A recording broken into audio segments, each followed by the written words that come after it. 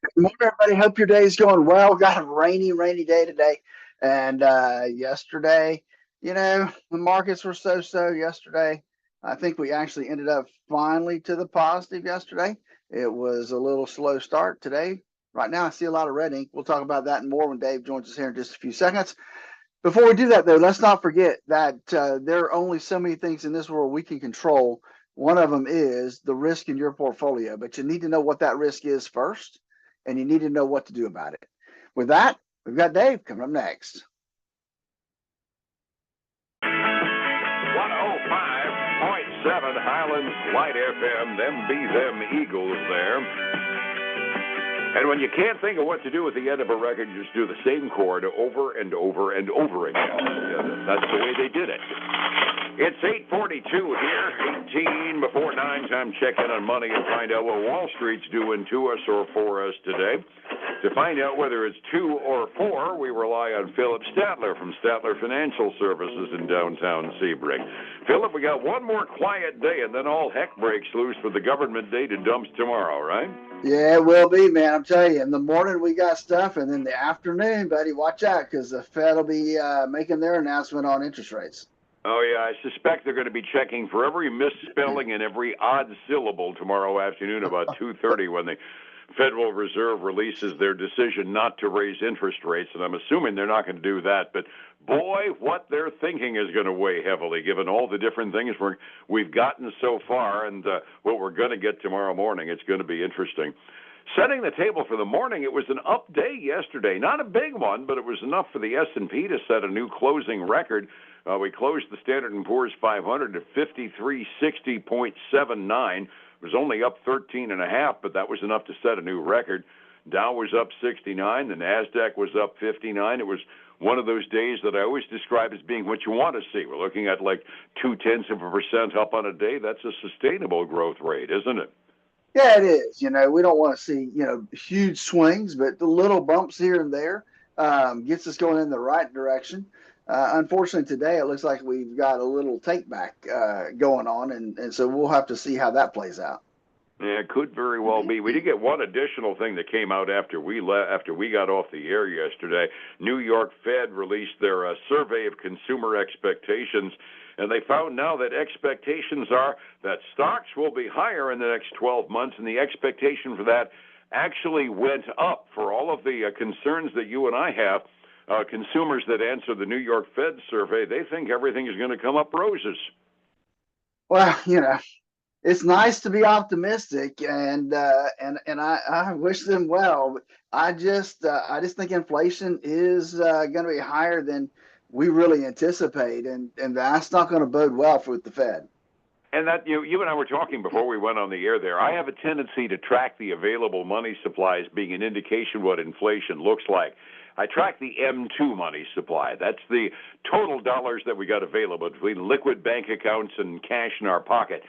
As we were taming inflation through last year, the M2 money supply just consistently declined through the year until we got back to, let's say October, November. Since then, it's been trending upward, and we took a really big bump upward in available money to consumers in March and in April. Now, I've never done the research to figure how long it takes that money supply increase to bake in and result in inflation. But most economists will say it was that big growth rate that we had in the money supply with all the money the government pumped into the economy during and immediately after the COVID pandemic that gave us the key to this inflation. Well, the trend completely reversed at the beginning of this year, and we're back to growing the money supply, which to me indicates a precursor of what could be a disappointing inflation report when we see the CPI tomorrow morning. If it doesn't happen this month, it wouldn't surprise me a bit over the next couple of months. A bump upward in inflation, I borderline see as inevitable right now. Yeah, and that's that's your Greek talking there to everybody else out there, but it is. It's one of those things that money supply is important, and unfortunately, we thought that it would be going down, and unfortunately, it's gone the other direction. And I just got to think that that's not going to bode well when we start to see the inflation numbers come out. Yeah, that kind of concerns me. I'm hoping it doesn't happen this month. I don't know for sure how long it takes a bump upward in the money supply to result in an increase in inflation. But the simple fact of markets being more money chasing fewer goods, that means price increases, and that's the other word for inflation. So my optimism is not high at the moment as far as inflation is concerned. Other things going on in the marketplace this morning.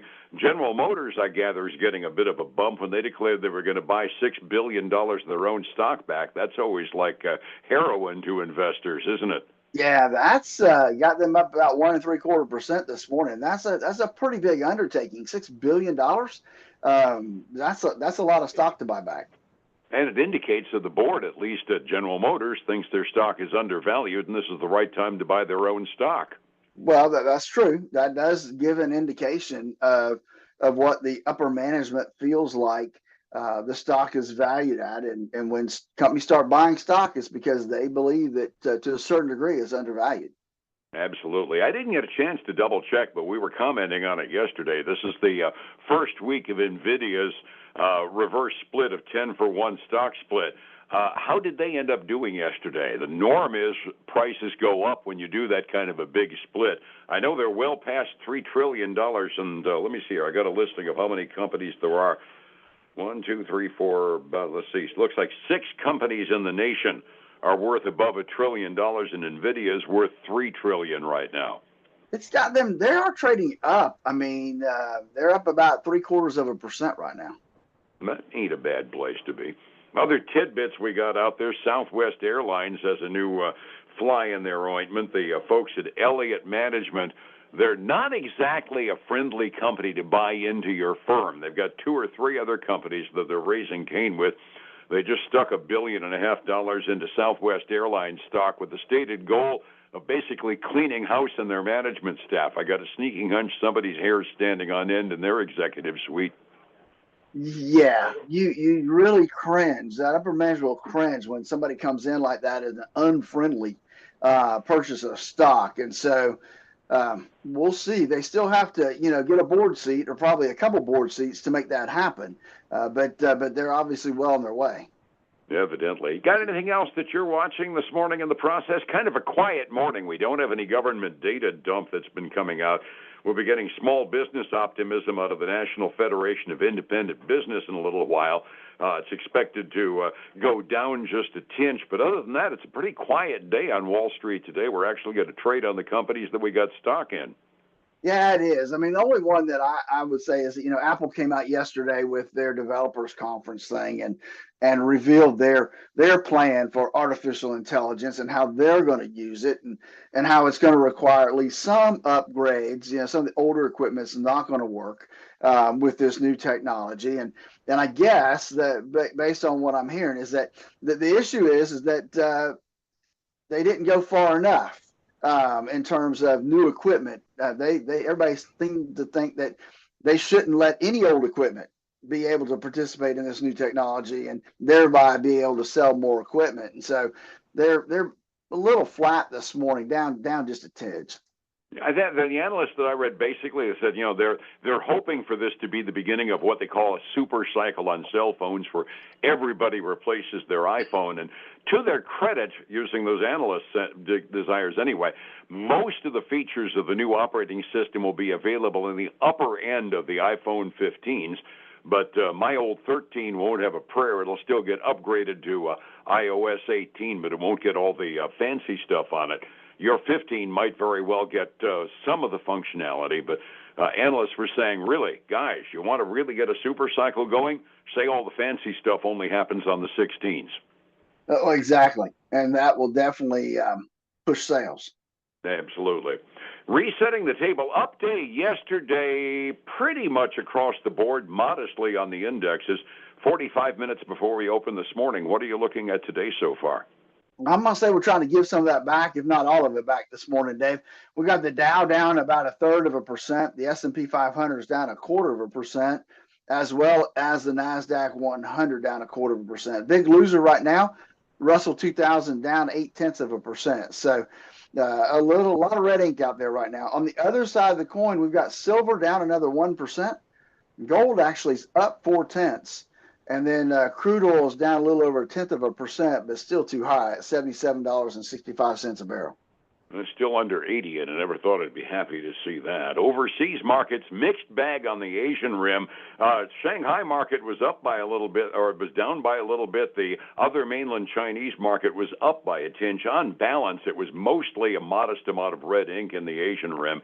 Europe, on the other hand, still upset over the European Union legislative elections. A whole bunch of weirdos got in on that. I'm now reading a bunch of sidebars that a bunch of TikTok mavens and the like got elected to the European Parliament, and that's got their stock markets a little upset. The overall European index down by about 0.8% halfway through their day, and it might be something to watch for sidebar, lighter side news stories as folks show up for legislative sessions in clown suits over there. Phillip, it's starting to sound like it based on some of the things that I'm reading. Retirement counts. Retirement's important. Retirement needs a plan. And if you don't have one, you could very well be in the wilderness. How do I find you to get a plan so I can retire, Phillip? Dave, that's why I created the Core Retirement Design to help folks design that retirement they always dreamed of. Give us a call at 863-382-0037 to schedule your core retirement analysis. And then join us this weekend for the Statler Financial Radio Show, 6 a.m. and noon on Saturday, 10 a.m. Sunday morning on Highlands News Talk 730 and 95.3 FM. And back here again tomorrow morning, same time with the inflation figures on Light FM. Phillip, thank you, and we'll see you then. All right, man. You have a great day. Thank you. It's 105.7 Light FM and Statler Financial Services, Phillip Statler. It's nice. Hey, folks, again, I want to thank you for joining us today. Have a great day. Stay dry. See you again tomorrow. Take care. Bye now.